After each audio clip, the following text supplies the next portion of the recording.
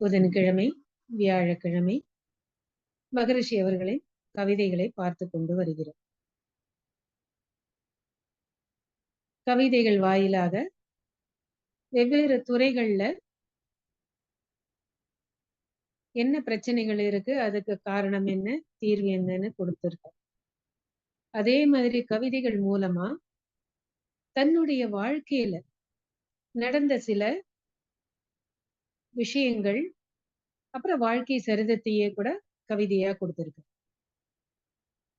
அந்த மாதிரி ஒரு நிலையில தான் உண்மை உணர்வு அப்படிங்கிற தலைப்புல ஒரே நாள்ல மகரிஷி அவங்க 30 கவிதைகள் எழுதியிருக்காங்க. 2/12/1983 வருடம். உண்மை உணர்வு. நம்மளுக்கு தெரியும், மகரிஷி கூடுவாஞ்சேரியில பிறந்து வளர்ந்தவர். அங்கேயே ஞானம் பெற்றார். அதுக்கப்புறம் அங்கேருந்து இந்த கருத்துக்களை எடுத்து சொல்லணும் அப்படிங்கிறதுனால அங்க இருக்க முடியாத சூழ்நிலை இருந்ததுனால சென்னை வந்தார். அப்புறம் சென்னையிலயும் அவருக்கு ரொம்ப ஆதரவு கிடைக்கல. அங்கேருந்து அப்புறம் கோயம்புத்தூர் போனார். அதுக்கப்புறம் பொள்ளாச்சிக்கு வந்தார். பொள்ளாச்சியில அப்புறம் நம்ம இந்த ஆசிரம் ஆழியார்ல இதெல்லாம் வந்தது அப்படிங்கிற அந்த விஷயம் நமக்கு தெரியும். கோயம்புத்தூர்ல இருக்கும்போது கூட அவர் அங்கேயும் நிறைய பயிற்சிகள்லாம் கொடுத்திருக்காங்க.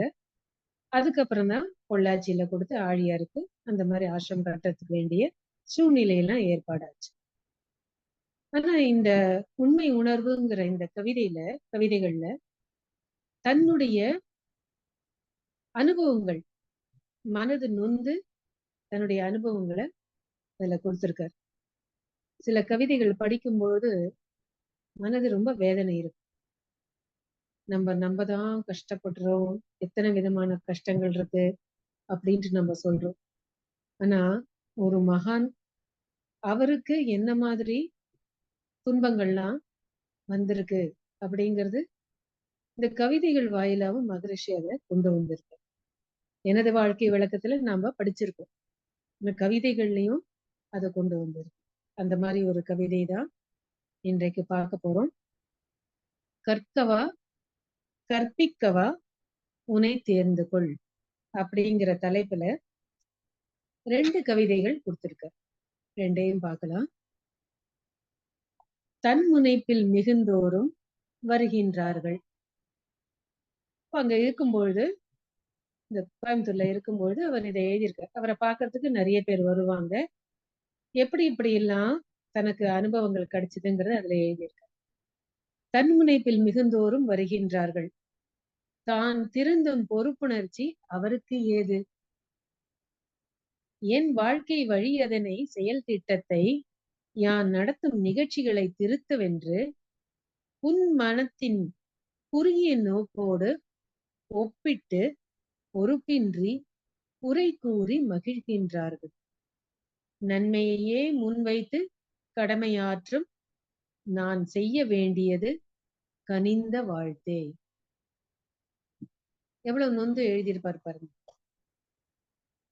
இவரே மகான், தெரிந்து எத்தனையோ வாழ்க்கையில அனுபவங்கள் கிடைச்சு, குடும்ப சூழ்நிலையா இருக்கட்டும், இல்ல சமுதாயத்திலயா இருக்கட்டும், கூடுவாஞ்சேரியிலேயே இருக்கும்போது அவருக்கு நிறைய அனுபவங்கள் கிடைச்சிருக்கு. நமக்கு எல்லாருக்கும் தெரியும். 9 வயதிலிருந்து குடும்பத்துல பொருளாதாரத்தை அதை மேம்படுத்த வேண்டும்னு தன்னுடைய தந்தையோட நெசவு தொழில ஈடுபட்டார், படிப்பை விட்டுட்டு. அதுக்கப்புறம் எப்படி தானே படித்து வந்தார், பொருளாதாரத்தை அதை மேம்படுத்தணும்னு எத்தனையோ விதமான வியாபாரங்கள் செஞ்சிருக்கார். நல்ல பணக்காரராகி அதுக்கப்புறம் ஏழையாகி எத்தனையோ கஷ்டங்கள் இருந்திருக்கு. அதெல்லாம் தாண்டி அதுக்கப்புறம் தன்னுடைய 50வது வயதில் 1961 வருடம் மனைவிகள் கிட்ட அவர் பர்மிஷன் வாங்கிட்டு சமுதாயத்துக்கு தொண்டாற்ற போறேன் அப்படின்னு 1961 வருடம் ஜனவரி 1ஆம் தேதி வெளியில வந்தார். இது எழுதினது 83ல. எவ்வளவு அனுபவங்கள் கிடைச்சிருக்கு. வெளிநாட்டுக்கெல்லாம் போயிட்டு எல்லாம் வந்திருக்காரு. அந்த டயத்துல எல்லாம் இந்த மாரிலாம் ஆயிருக்கு.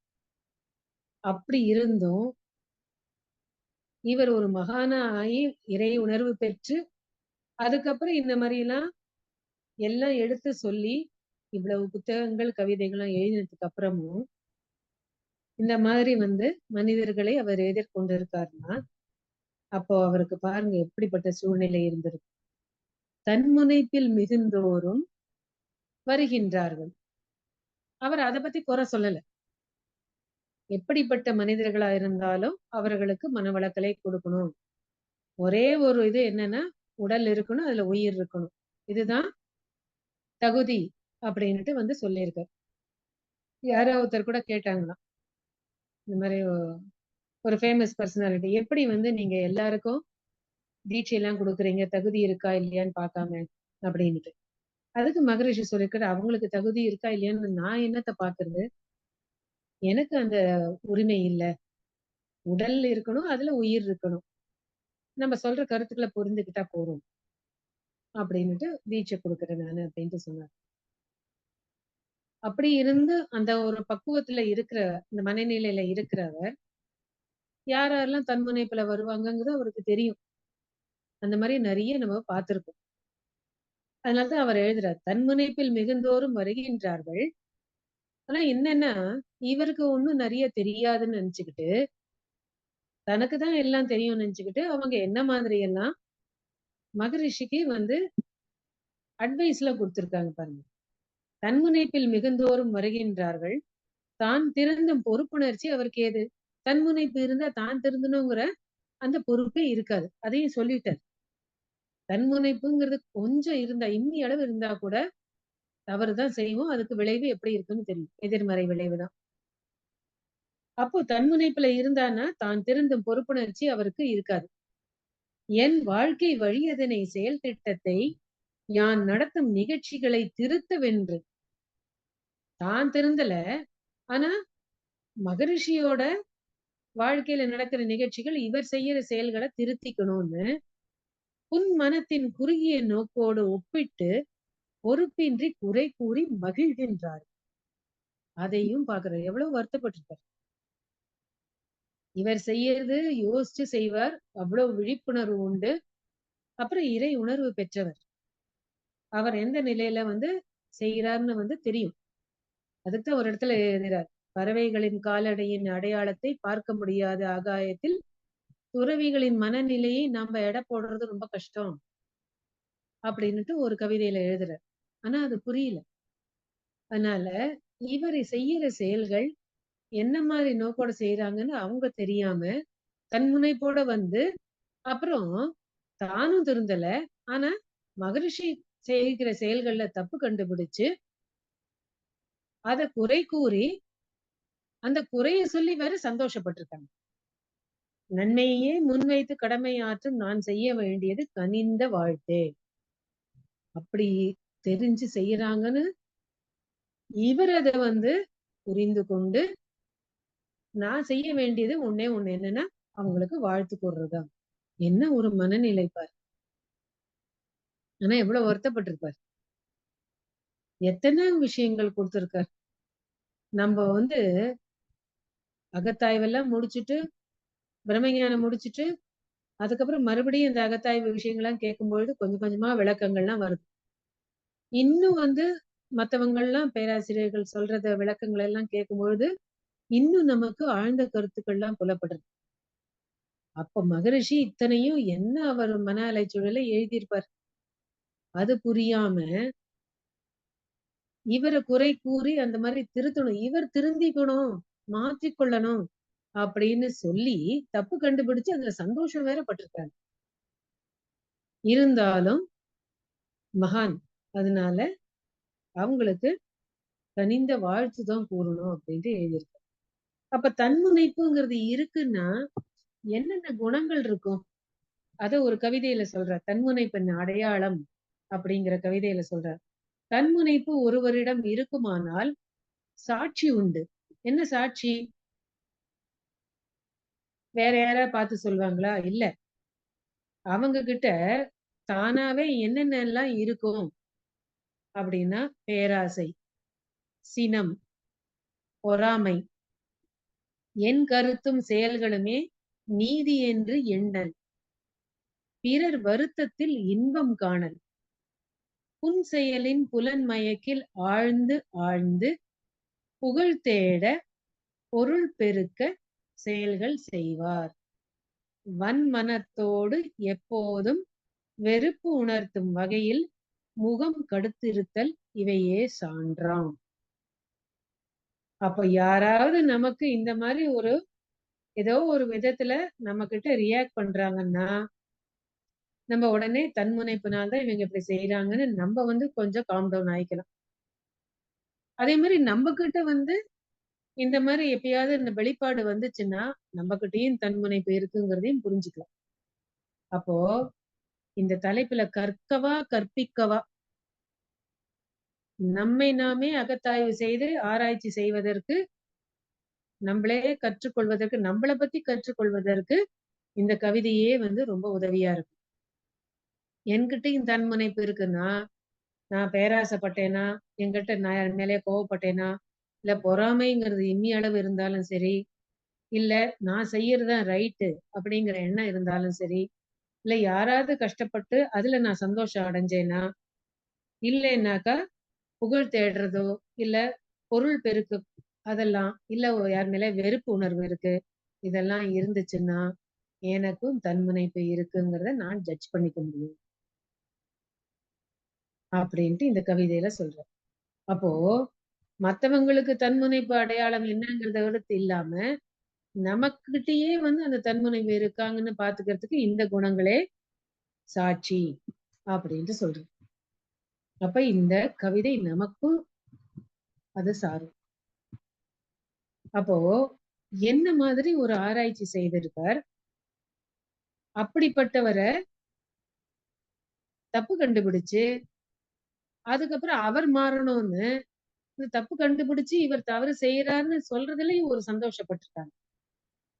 ஆனா அதையெல்லாம் தாண்டி அவங்களுக்கு வாழ்த்து கூறணும் அப்படின்னுட்டு ஒரு உயர்ந்த நிலையில சொல்றோம்.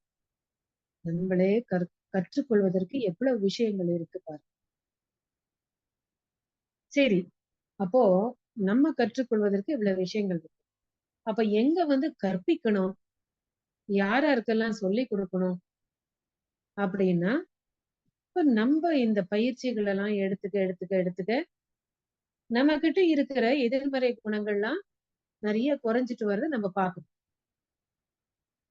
இன்னும் நிறைய தூரம் போக வேண்டியிருக்கு. ஆனா எடுத்துட்டதுக்கு முன்னாடி எப்படி இருந்தோம், இப்ப எப்படி இருக்கும், அதுக்கப்புறம் வாழ்க்கையில அனுபவங்கள் கிடைக்கும் பொழுது தவறு செய்தா ஐயையோ செஞ்சுட்டோமே இப்படி அப்படின்னு நம்மளே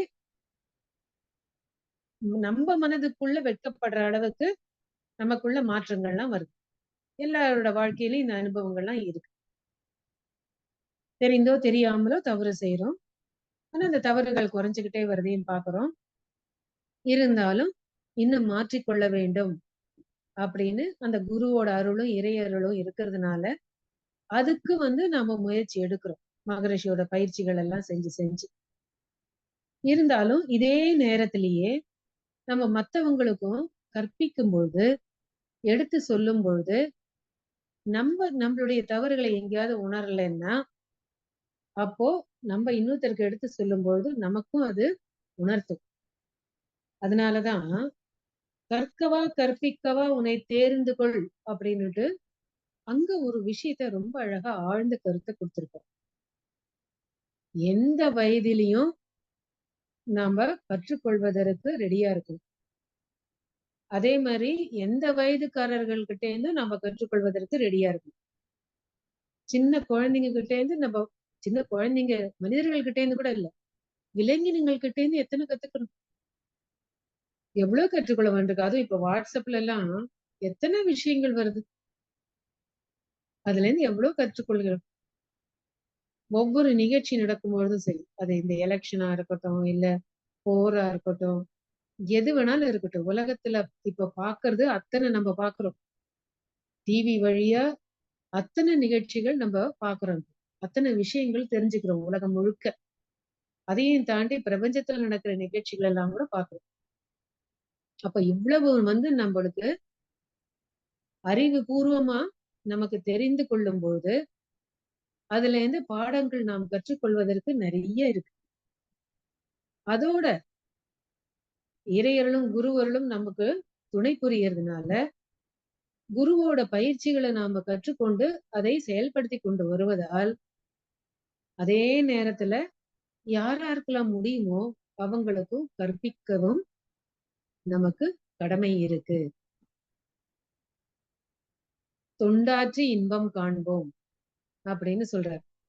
மனிதனுடைய வாழ்க்கையை 4 விதமா பிரிக்கும் பொழுது அதுல இளமை, நோன்பு, இல்லறம், அகத்தவம், தொண்டு அப்படின்னு தான் முடிக்கிறார் அவர். அப்ப யாராருக்கெல்லாம் கற்பிக்க வேண்டும் அப்படின்னு பார்த்தா அதை இந்த கவிதையில இன்னொரு கவிதையில கொடுத்தார். தொழிற்சாலை, கல்லூரி, பள்ளிக்கூடம், துயருற்ற கிராமங்கள், நகரம், நாடு, பழிச்செயலால் தண்டனைகள் ஏற்ற மக்கள், பண்படவே அமைந்த சிறைச்சாலை வாழ்வோர், செழிப்புறவே நமது மனவளக்கலையை சிறந்த ஒரு திட்டத்தால் பரப்ப வேண்டும். வழி இதற்கு பொருள் திரட்டக் கண்டேன். அதுவே வாழ வைத்தே வாழும் உயர்காய கல்பம் அப்படின்னு சொல்றார். என்ன செய்யணும்னாலும் நமக்கு பணம் இல்லாம முடியாது. ஆரம்பத்துல மகரிஷி தனாகாஷ சங்கல்பம் அவருக்கு யாரோ சொன்ன போது ஒரு சன்னியாசி இதை கொடுத்துட்டு போன போது அவர் அதை ரொம்ப உபயோகப்படுத்தல, வச்சுட்டார். ஆனா போக போக அவருடைய மனநிலை இன்னும் விரிவடைய விரிவடைய அவர் இதை இன்னும் மக்களுக்கு எடுத்துட்டு போகணும், உலகத்துக்கே கொண்டு போகணும். ஏன்னா அவருடைய எண்ணங்கள் எல்லாமே உலகளாவிய எண்ணங்கள். அப்போ ஒவ்வொன்றும் அந்த மாதிரி வர வர வர அவர் இதை சங்கம் ஆரம்பிச்சு இதை வளர்க்கணுங்கும் பொழுது அப்பதான் செல்வம் தேவையா இருக்குன்னு தனாகிருஷ்ண சங்கல்பம் அதை எடுத்து செய்ய ஆரம்பிச்சார். அப்போ பணம் தேவை அப்படிங்கும்பொழுது உடற்பயிற்சியை ஃப்ரீயா கொடுத்தார். எல்லாருக்கும் அதுக்கு பணம் வாங்க வேண்டாம், ஒன்று தொகை இல்லை. அதுக்கப்புறம் காயக்கல்பத்தையும் அதே மாதிரி ஃப்ரீயா கொடுத்துட்டு 3 மாசம் கழிச்சு எப்படி இருக்குன்னு நீங்க சொல்லுங்க அப்படின்னு 3 மாதம் கழித்து கேட்டா யாருமே செய்யல. ஒருத்தர் கூட அதனுடைய அனுபவத்தை எடுத்து சொல்ல முடியல. அதுக்கப்புறம் தான் தெரிஞ்சது எதுவுமே சும்மா கொடுத்தா அதுக்கு வேல்யூ கிடையாது அப்படின்னுட்டு காயக்கல்பத்துக்கு 100 ரூபாய் வச்சார். அது கூட சென்னையில ஒரு ஹோட்டல்ல தான் அதை ஏற்பாடு செய்தார். அப்புறம் அதை கத்து கொடுத்துட்டு 100 ரூபாய் வச்சு கத்து கொடுத்துட்டு அதுக்கப்புறம் 1 மாதம் கழித்து எப்படி இருக்குன்னு சொல்லுங்கன்னா எல்லாரும் செஞ்சு பார்த்துருக்காங்க. அப்புறம் அனுபவத்தை சொல்லியிருக்காங்க. அப்புறம் தான் அவருக்கு தெரிஞ்சது. ஆனா அப்ப கூட யாருக்காவது இதை உண்மையா கத்துக்கணும், ஆனா அவங்களால பணம் அவ்வளவு கொடுக்க முடியலைன்னா எவ்வளவு கொடுக்க முடியுமோ அதையும் அவங்க கொடுங்கன்னு சொல்லியிருக்காரு. இது ஏன் சொல்றேன்னா ஆசிரமத்துல இருக்கிறவங்களுக்கு பயிற்சி கொடுக்க யோஜனை வந்துச்சு. ஏன்னா அங்க இருக்கிறவங்க எல்லாம் தோட்டத்துல வேலை செய்யறவங்க எல்லாம் 2000 நாங்க ஆசிரமத்துக்கு போனோம். 2001 அந்த மாதிரி தோண ஆரம்பிச்சு. அங்க இருக்கிறவங்க எல்லாம் சொன்னாங்க, இந்த மாதிரி இதெல்லாம் என்னங்க, பணம் இருக்கிறவங்க தான் கத்துட்டு போக முடியும். நாங்கெல்லாம் தோட்டத்துல வேலை செய்யறோம், சமையல்ல அங்கெல்லாம் வேலை செய்யறோம், பாத்ரூம் எல்லாம் இதெல்லாம் கழுவி இதெல்லாம் பண்றோம். எங்களுக்கெல்லாம் இந்த தவம் எல்லாம் கிடைக்குமா என்ன அப்படின்ட்டு எல்லாம் சொன்னோம். அப்போ கேட்டது, நீங்க கத்துக்கிறதுக்கு ரெடியா அப்படின்னு கேட்ட போது, ஓ நாங்க ஆர்வமா இருக்கோம், கத்துக்கணும். இங்கேயே சுவாமிஜி இருக்கார், எல்லாரும் கத்துட்டு போறாங்க, நமக்கு கிடைக்கலன்னு வருத்தமா தான் இருக்கு அப்படின்னு சொன்ன உடனே அதுக்கப்புறம் அங்க அட்மினிஸ்ட்ரேஷன்ல பர்மிஷன் கேட்டு தலைவர்கிட்ட எல்லாம் கேட்டு சுவாமிஜி கிட்ட சொல்லி அப்புறம் கத்துக்கணும். அந்த மாதிரி தீட்சை எடுத்துக்கிட்ட போது அவங்களுக்கும் குரு காணிக்கை அப்படின்னு கொடுக்கணுங்கிற அந்த இது இருக்கும். அதுல சந்தோஷப்படுவாங்க. ஆனா நிறைய கொடுக்க முடியாது. இருந்தாலும் தங்களாலையும் குரு காணிக்கை கொடுக்க முடிஞ்சது அப்படின்னு ஒரு சந்தோஷம் இருக்கும். அது ஒரு எவ்வளவு நிறைவை கொடுக்கும். அதனால ஆகினி தீட்சை கொடுத்ததுக்கு அப்புறம் எல்லாருக்கிட்டையும் 11 ரூபாய் கொடுக்க சொன்னார் சுவாமிஜி. எல்லாரும் ரொம்ப சந்தோஷமா கொடுத்தாங்க. ஆகா, நமக்கு கூட நம்மளாலேயும் குருவுக்கு ஒரு காணிக்கை முடிச்சது கொடுத்திருக்கோம் அப்படின்னு சந்தோஷப்பட்டாங்க. அதனால ஃப்ரீயாவும் கொடுக்கல மகரிஷி. 11 ரூபாய் காயக்கல்பெல்லாம் கொடுத்து 11 ரூபாய் தீட்சைக்குன்னு வாங்கி அவங்களுக்கு கொடுக்க சொன்னாங்க. அப்போ எதுவுமே வந்து அது வந்து சும்மா கிடைக்கும்போது அதனுடைய அனுபவம் வேற மாதிரிதான். நம்ம பொருள் நம்ம பைசா கொடுத்து வாங்கின ஒரு பொருளை இன்னொருத்தருக்கு கொடுக்கணும்னா 10 தடவை யோசிப்போம். இதுவே வேற யாராவது கொடுத்து வந்திருக்குன்னு வச்சுக்கோங்க, கொஞ்ச நாள் கழிச்சு அந்த பொருளை எதாவது கொடுக்கணும்னு தபால்னு கொடுத்துருவோம் நம்ம. எல்லாருடைய மனநிலையும் அப்படிதான் இருக்கு. இல்ல டக்குன்னு கொடுத்துட்டா கூட அவங்க வந்து ஒரு புடவையோ பொருளோ, ஐயோ நம்ம இன்னும் கொஞ்ச நாள் வச்சு உபயோகப்படுத்திட்டு கொடுத்துருக்கலாம் போல இருக்கே அப்படின்னு தோணும். இந்த மாதிரிதான் மனநிலை இருக்கு. அதனாலதான் ஆனா செல்வம் வேணும், பணம் வேணும், சங்கம் வளர்வதற்கு தேவையா இருந்ததுன்னு காயகல்ப பயிற்சியை அவர் வந்து அதுக்குன்னு வந்து இவ்வளவு ரூபான்னு வச்சு அதை வந்து சொல்லி கொடுக்க ஆரம்பிச்சார். ஆனா யாராருக்கெல்லாம் போகணும் போது எவ்வளவு அழகா சொல்லியிருக்காரு பாருங்க. தொழிற்சாலையில வேலை செய்யறவங்க, ஏன்னா தொழிற்சாலையில வேலை செய்யறவங்களுக்கும் அப்புறம் அதை யாரு நிர்வகிக்கிறாங்களோ அவங்களுக்கும் ஒத்துமை இருக்கணும். தொழிற்சாலையில வேலை செய்யறவங்களோட கஷ்டங்கள் என்னன்னு அதை நடத்துறவங்க புரிஞ்சுக்கணும். அதுக்கப்புறம் நடத்துறவங்களுக்கும் அதுல லாபம் வந்துச்சுன்னா அவங்களுக்கும் அந்த லாபத்துல வந்து பங்கு இருக்கு. அப்புறம் நம்மளும் அவங்களோட ஒத்து அதுக்கு உண்மையா நம்ம உழைக்கணும் அப்படிங்கிற அந்த எண்ணமும் தொழிற்சாலையில வேலை செய்யறவங்களுக்கும் இருக்கணும். அதனால அங்கேயும் இந்த மனவளக்கலையை கொடுக்கணும். கல்லூரி, பள்ளிக்கூடங்கள் பள்ளிக்கூடங்கள்ல வந்து ஆரம்பத்திலேயே கொடுத்தா நல்லது. முந்தியெல்லாம் தவம்னா எல்லாம் ரிட்டையர் ஆயிட்டுதான் அப்படின்னு நினைச்சிருந்தது. ஆனா மகரிஷி சொல்றார், ஒரு வயது வந்ததுக்கு அப்புறம் அவங்களுக்கு எவ்வளவு சீக்கிரம் இந்த வந்து மனவளக்கலையோ தவமோ இதெல்லாம் பயிற்சிகள் ஆன்மீக பயிற்சிகள் கொடுக்க கொடுக்க அவங்க வாழ்க்கை நல்ல முறையில அமையும் அப்படின்ட்டு சொல்றாரு. ஏன்னா பக்தி மார்க்கத்துல இருந்து ஞான மார்க்கத்துக்கு வரணும். பக்தி மார்க்கத்துல எத்தனையோ பேர் இருக்காங்க, ஆனா அதோட நின்னு போயிடுது. அதுக்கப்புறம் தவறு செய்யறதும் இருக்கு.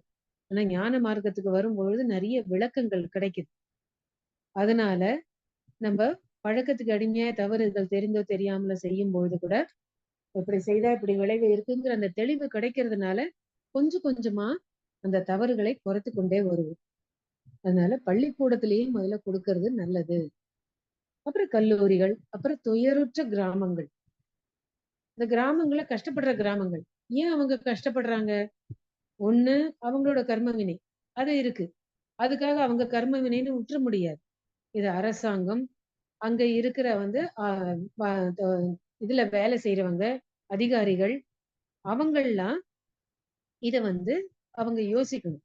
இந்த மாதிரி ஒரு தண்ணி இல்ல. இப்ப கூட மகாராஷ்டிரால கிராமத்துல இருக்கிறவங்க ரொம்ப தூரம் போய் தண்ணி எடுக்கிறாங்களாம். அவ்வளவு வந்து டெம்பரேச்சர் எல்லாம் ஜாஸ்தியா இருக்கு. ராஜஸ்தான் வடக்கு பார்த்தா எல்லா இடத்துலயுமே தண்ணி கஷ்டம். அப்போ அது யார் எடுக்கணும்? அரசாங்கம் தான் இதுக்கெல்லாம் தீர்வு காணணும். அப்போ அந்த மாதிரி துயரற்ற கிராமங்களுக்கு எப்படி உதவி செய்யணும்னு அதிகாரிகளும் யோசிக்கணும். அதே மாதிரி அவங்க கஷ்டப்படுற நிலை, பொருளாதாரத்துல கஷ்டப்படுறாங்க அப்படின்னா சரி இதுல இருந்து எப்படி நம்ம மேல வரணும், மீண்டு வரணும் அப்படின்னு அவங்களுக்கு ஒரு தெளிவு கிடைப்பதற்கு அவங்களுக்கும் இதை சொல்லிக் கொடுக்கும். நகரம் சிட்டி லைஃப்ல இருக்கிறவங்க தனக்கு மேல இருக்கிறவங்கள பார்த்துக்கிட்டே வந்து இன்னும் சௌகரியங்களை எப்படி பண்ணிட்டு போலாம். அப்புறம் மத்தவங்க கஷ்டப்பட்டா பரவாயில்ல, நான் வந்து வாழ்க்கையில உயரணும் அப்படின்னு தான் வருது. இப்ப பாருங்க இந்த உணவு சமைக்கிற இடத்துல எத்தனை பேர் கெட்டு போன பொருள்களை உபயோகப்படுத்திக்கிட்டு பண்றாங்க. நியூஸ்ல தானும் பாக்குறோம். கெட்டு போன பழங்களை வச்சு ஜூஸ் பண்றது, கெட்டு போன வந்து அசைவ இதை வந்து உணவுகள் தயாரிக்கிறது. அப்புறம் வந்து அதே மாதிரி சைவ உணவு விடுதியில எல்லாம் உணவகங்கள்ல எல்லாம் அந்த பொருள்கள் எல்லாம் சரியா இருக்கிறது இல்ல. அப்புறம் இந்த ஸ்நாக்ஸ் எல்லாம் வந்து கலர் போட்டு பண்ணி எத்தனை நடக்குது. அப்போ கொஞ்சம் கூட இன்னொரு ஒரு உயிருக்கு துன்பம் கொடுக்கிறோம் அப்படிங்கிற ஒரு துளி கூட அந்த எண்ணம் இல்லாம யாரோ கஷ்டப்பட போறாங்க, எனக்கு பைசா வந்தா சரி அப்படிங்கிற எண்ணம் தான் இருக்கு. இது சிட்டில இப்படி நடக்குது, நகரத்துல. அப்போ எப்படி மாறணும்? அப்புறம் நாடுங்கிறதுக்கு இப்ப பாக்குறோம், போர் நடக்குது. ரஷ்யா யுக்ரைன் அது மாதிரி நடக்குது. அப்புறம் இங்க இந்த பாலஸ்தீன நாடு இஸ்ரேல் அதுக்கு நடக்குது. அப்போ தனி மனிதன்ல இருந்து உலகளாவ இந்த மனவளக்கலை போய் சேரணுங்கிற அதோட இல்லாம யாரெல்லாம் தவறு செய்திருக்காங்களோ அவங்க தண்டனை அனுபவிக்கிற சிறைவாசம் இருக்கிறவங்களுக்கு எல்லாம் அவங்களுக்கெல்லாமும் இது வந்து போய் சேரணும். இத வந்து சில இடத்துல கொடுத்திருக்காங்க. இத ஒரு ஒரு தொண்டை எடுத்துக்கிட்டு மலேசியால செய்யறாங்க. அங்க வந்து நல்ல ஒரு பொறுப்புள்ள அதிகாரியா வேலை செய்தவர்.